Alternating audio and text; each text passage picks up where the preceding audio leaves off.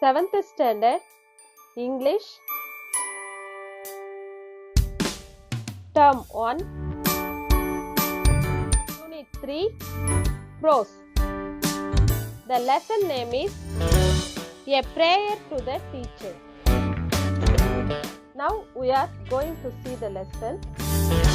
Introduction.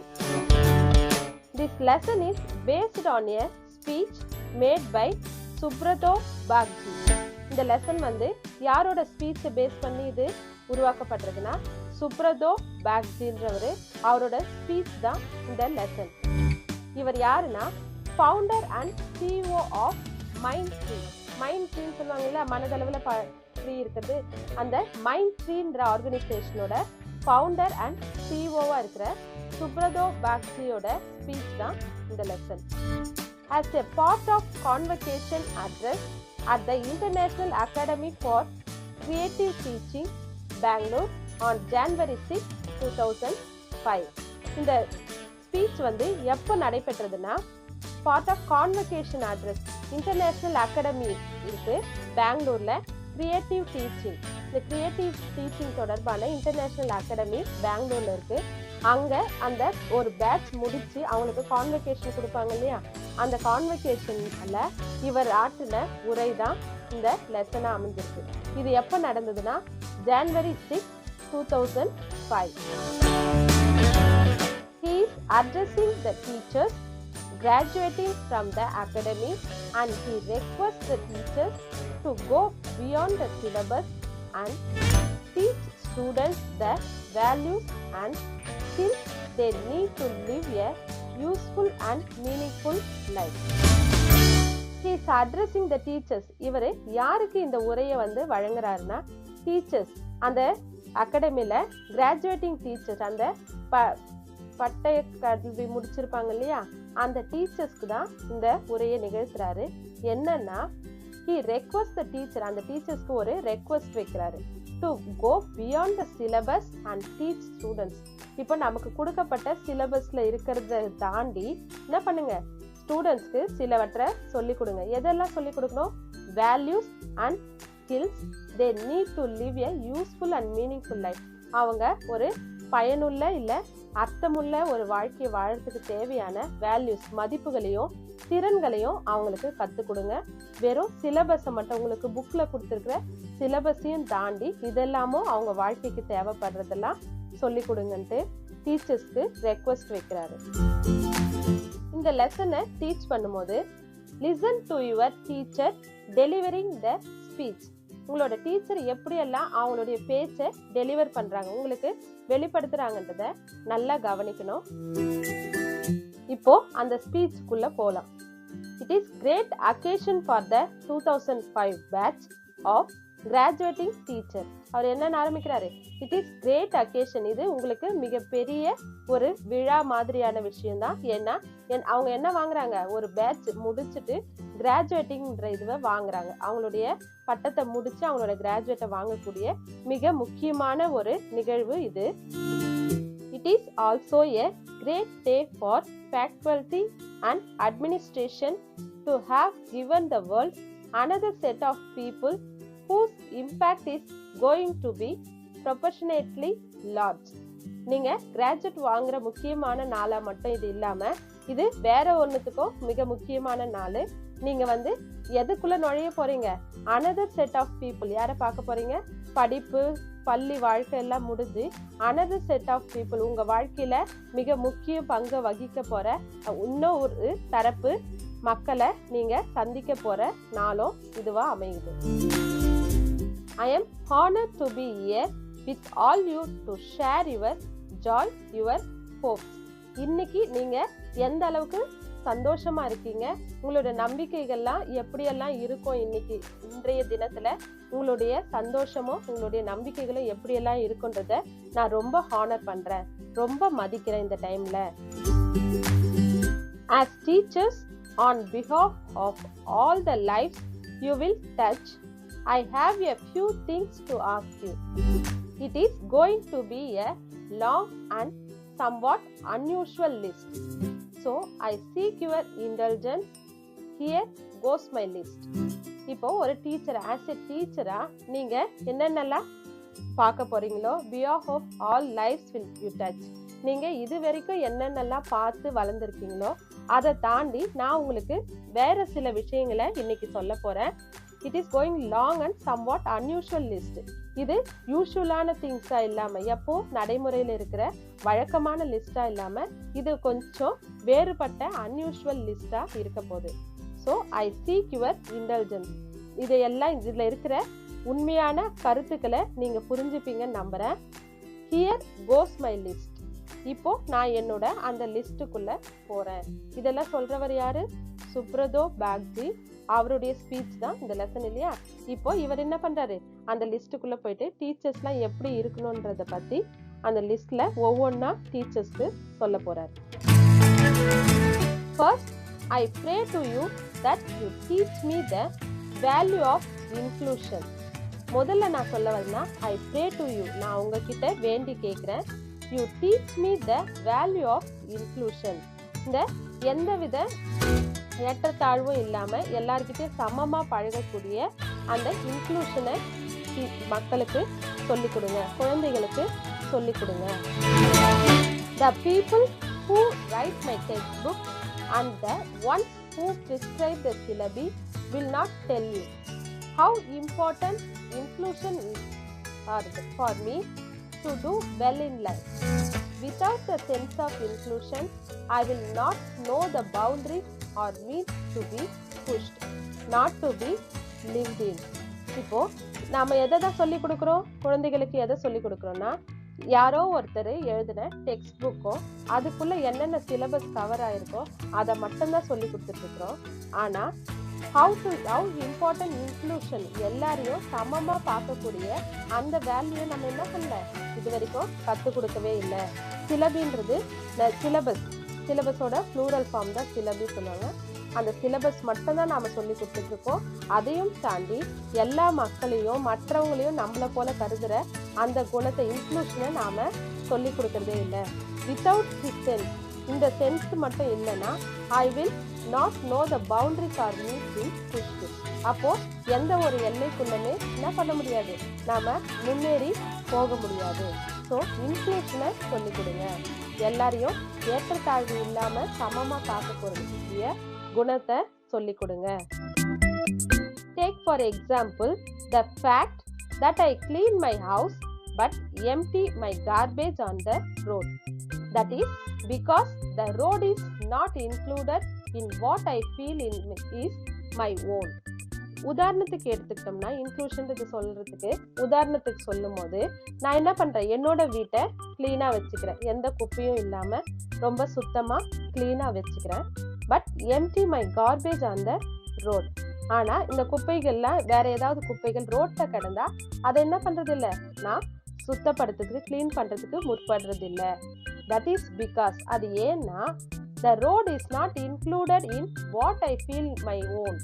என்னுடைய சொந்த இதுவா நான் என்ன பண்ணல, அந்த ரோடு ஃபீல் பண்ணல, அது நமக்கு சொந்தமானது இல்லை, அதனால அதை சுத்தம் பண்ற வேலை என்னோடது இல்லை அப்படின்ற எண்ணம் எனக்குள்ள இருக்கிறதுனால தான் ரோட்ல கார்பேஜ் குப்பைகள் கிடந்தாலும் அதை நான் என்ன பண்றது இல்லை, அதை குறித்து கவலைப்படுறது இல்லை.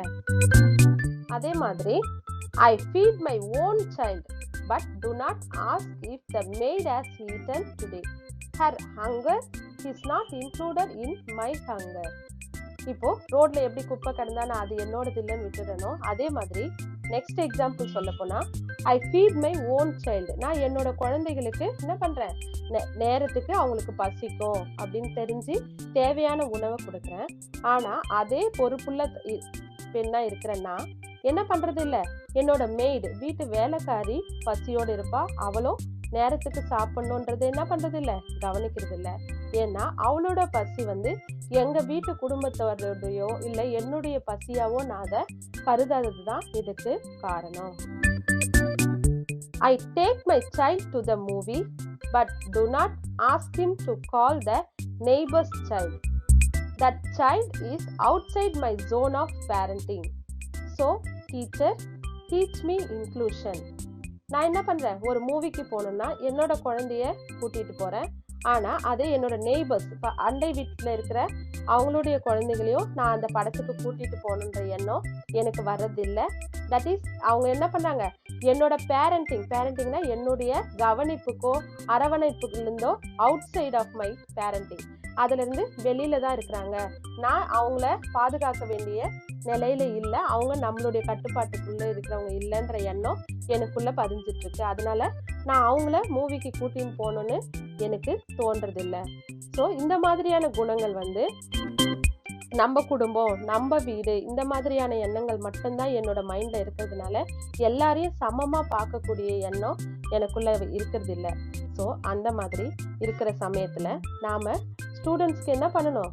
So teachers teach me inclusion. எதை சொல்லிக் கொடுங்க? இன்க்ளூஷனை சொல்லிக் கொடுங்க.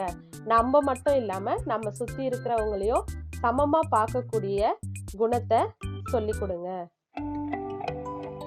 Next, I pray to you to teach me to communicate. அடுத்து நான் உங்களை வேண்டி கேட்கறது என்னன்னா, கம்யூனிகேட் பண்றதுக்கு எனக்கு சொல்லிக் கொடுங்க. எதை சொல்லிக் கொடுக்கணும்? டீச் பண்ணணும். கம்யூனிகேட், மற்றவங்களிடத்துல எப்படி தொடர்பு கொள்ளணும், என்னோட கருத்துக்களை எப்படி வெளிப்படுத்தணும்ன்ற அந்த கம்யூனிகேஷனை எனக்கு சொல்லிக் கொடுங்க. As I get caught in the rat race of the common entrance test and cutthroat competition, everyone will tell me that my survival depends on my power to impress. இப்போ இந்த ரொம்ப போட்டிகள் நிறைஞ்ச இந்த என்ட்ரன்ஸ் போட்டி தேர்வுகள், இந்த மாதிரி இருக்கிற காம்படிஷன்ஸ் நிறைந்த இந்த உலகத்துல நாம ஒரு இன்டர்வியூவோ இல்ல காம்படிஷனோ, கட் த்ரோட் காம்படிஷன்னா ஒரு குறிப்பிட்ட வரையறைக்குள்ள இருக்கிற காம்படிஷன்ஸ்லாம் நான் அட்டென்ட் பண்ணும்போது எல்லாருமே என்ன சொல்றாங்க, அங்க நம்மள காம்படிஷனுக்கு உட்படுத்துறவங்கள எப்படி இம்ப்ரெஸ் பண்ணணும் தான் எனக்கு என்ன பண்றாங்க, சொல்லி கொடுத்துருக்காங்க. அதன் மூலமா தான் நம்ம என்ன பண்ணோம், நம்மளுடைய திறமை வெளிப்படும்னு அவங்க நம்பிட்டு இருக்காங்க. அவங்கள எப்படியெல்லாம் நம்ம கவரணும் அதை தான் சொல்லி கொடுக்குறாங்க. The more I want to impress, the less I will communicate. Teach me to speak and be able to write so that I am able to convey what I feel. நான் என்ன நினைக்கிறேன்னா, the more I want to impress, அந்த Impress பண்றதை விட அதிகமா less I will communicate. Communication வந்து ரொம்ப கம்மியாக தான் இருக்கு, இம்ப்ரெஸ் தான் அதிகமாக இருக்கு. ஸோ நான் என்ன நினைக்கிறேன்றத அவங்களுக்கு கன்வே பண்ணணும், என்னோட கருத்துக்களை அவங்களுக்கு கன்வே பண்ணணும். எப்படி? ஸ்பீக், பேசுறது மூலமாவோ ஆர் ரிட்டன், எழுதுறது மூலமாவோ நான் என்ன பண்ணணும், வாட் ஐ ஃபீல், நான் என்ன திங்க் பண்ணுறேன்றத அவங்களுக்கு கன்வே பண்ணணும். ஸோ எனக்கு கம்யூனிகேட் பண்ணுறத சொல்லிக் கொடுங்க. Teach me to communicate with. நான் யார்கிட்டலாம் இந்த உலகத்துல கம்யூனிகேட் பண்ண வேண்டி இருக்குன்னா, நிறைய பேர்கிட்ட நான் கம்யூனிகேட் பண்ணணும், என்னுடைய கருத்துக்களை அவங்களுக்கு கம்யூனிகேட் பண்ண வேண்டி இருக்கு. அது யார் யாருன்னு பார்க்கணும்னா, the simplicity of a child and the nakedness of a flower. ரொம்ப எளிமையா ஒரு குழந்தைகிட்ட, ஒரு மலர்கிட்ட பேசுற மாதிரி அவங்க கிட்ட பேசணும். ரொம்ப மென்மையா இருக்கிற ஒரு மலர்கிட்ட எப்படி பேசுவோமோ அந்த மாதிரி ஒரு குழந்தைகிட்ட நான் என்னுடைய ஃபீலிங்ஸை ஷேர் பண்ணணும், கம்யூனிகேட் பண்ணணும். Those who cannot speak or hear, பேச முடியாம கேட்க முடியாம இருப்பாங்க இல்லையா, டெஃப் அண்ட் டம்மா, அந்த மாதிரி இருக்கவங்க கிட்ட நான் என்னோட ஃபீலிங்ஸை அவங்களுக்கு கம்யூனிகேட் பண்ணணும். அவங்களோட ஃபீலிங்ஸோ இல்லை திங்கிங்கோ நான் என்னன்னு தெரிஞ்சுக்க வேண்டியிருக்கு.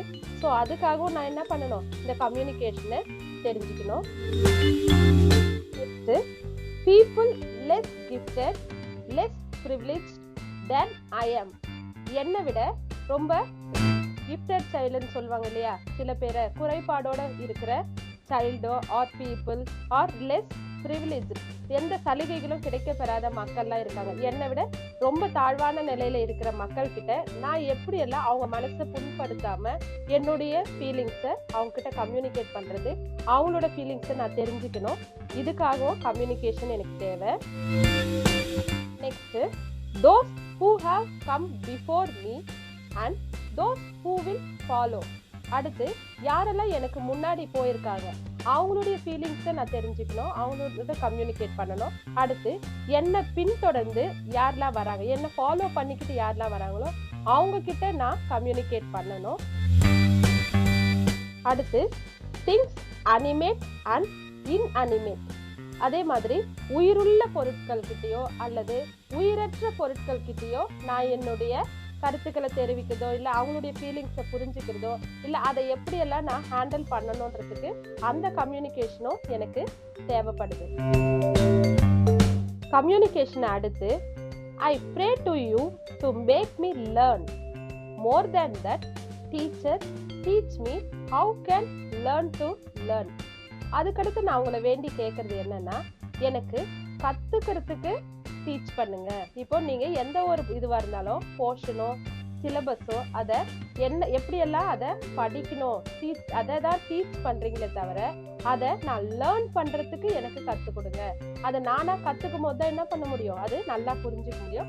ஸோ எப்படியெல்லாம் அதை லேர்ன் பண்றதுன்றத எனக்கு டீச் பண்ணுங்க. As you prepare me for the wide world in which I need to fend for myself and for others, one time learning will not be good enough. அது மட்டும் இல்லாம நானா அதை கத்துக்கும் போது என்ன பண்ண, இந்த பரந்த உலகத்துல நான் எப்படி நடந்துக்கணும் அண்ட் மற்றவங்க கிட்ட எப்படியெல்லாம் நடந்துக்கணும்ன்றது நான் தெரிஞ்சுக்கணும்னா நான் லேர்ன் பண்ணா மட்டும்தான் அது முடியும். ஒரு தடவை நாமளா கத்துக்கிட்ட விஷயம் என்ன ஆகாது, எப்பவுமே லைஃப் ஃபுல்லா மறக்காது. அது நமக்கு எப்பவுமே நமக்குள்ளவே இருக்கும். I will have to have the ability to learn newer and more difficult things. நான் எனக்குள்ள வளர்த்துக்கணும்னு நினைக்கிறேன். என்னென்ன திறமைகளை வளர்த்துக்கணும்னா, லேர்னிங் படிக்கிறது மூலமா நான் புதிய புதிய விஷயங்களை நியூயர் புதிய விஷயங்கள்லயும் இன்னும் புதிதா தெரிஞ்சுக்கிறதும் அண்ட் மோர் டிஃபிகல்ட் திங்ஸ் அதுல என்னென்ன வித்தியாசமான திங்ஸ் எல்லாம் இருக்கு அது எல்லாத்தையுமே நானா லேர்ன் பண்ணும்போது அந்த எபிலிட்டி எனக்குள்ள வளரும். Some of it I will need to learn very quickly. இப்ப பார்க்கும்போது லேர்ன் பண்ணும்போது நான் சில விஷயங்களை ரொம்ப சீக்கிரமா லேர்ன் பண்ணிப்பேன், ரொம்ப குயிக்கா. ஒவ்வொருத்தருக்கு ஒரு ஸ்கில்ஸ் இருக்கும் இல்லையா, அப்படி லேர்ன் பண்ணும்போது சில விஷயங்கள் என்னால சீக்கிரமா கத்துக்க முடியும். In all this, what will become critical is the process of learning itself, more than just what I am able to learn. அது மட்டும் இல்லாம அடுத்து சில கிரிட்டிக்கலான விஷயங்கள் சிக்கலான விஷயங்கள்லாம் இருக்குன்னா அதோட எந்தெந்த ப்ராசஸ்ல அதை படிச்சா நான் அதை சீக்கிரமா புரிஞ்சுக்க முடியும், சீக்கிரமா கத்துக்க முடியுன்றதும் நான் அதன் மூலமா தெரிஞ்சுக்கலாம். Help me to learn newer ways to learn and that will make learning a joy for me. So எனக்கு என்ன பண்ணுங்க, ஹெல்ப் பண்ணுங்க, நான் லேர்ன் பண்றதுக்கு எனக்கு ஹெல்ப் பண்ணுங்க. அப்பதான் அதை புதிய கண்ணோட்டத்துல புதிய வழிகள்ல நான் எப்படியெல்லாம் கத்துக்கலான்றது எனக்கு புரியும். அதுக்கு நீங்க உதவி செய்யுங்க. And that will make learning a joy for me. அப்பதான் கத்துக்கிறதுன்றது எனக்கு ரொம்ப மகிழ்ச்சிகரமான ஒரு விஷயமா அமையும்.